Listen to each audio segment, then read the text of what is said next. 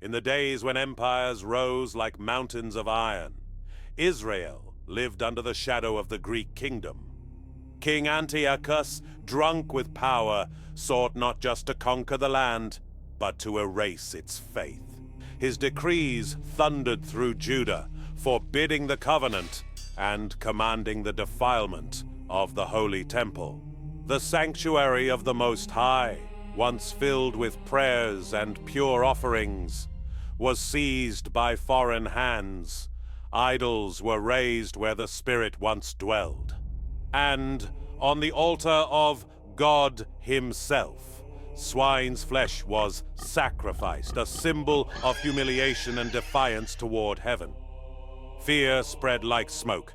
Many bent to the king's command, but a remnant would not bow. A priest named Mattathias rose in righteous defiance, striking down the king's enforcer and proclaiming, "Whoever is zealous for the law and stands with the covenant, follow me."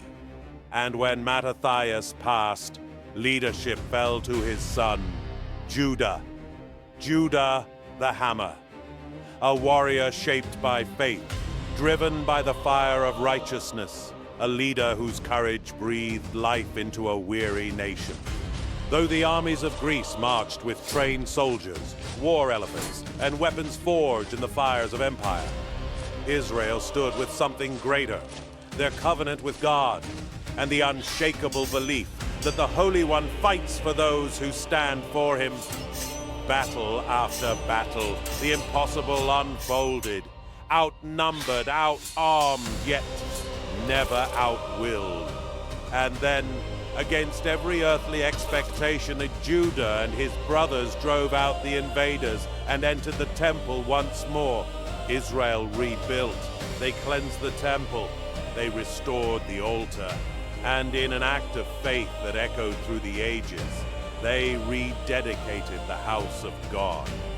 From their struggle was born a celebration, the Feast of Dedication, a remembrance that light shines brightest when darkness is greatest, and that faith, even when outnumbered, can overturn empires.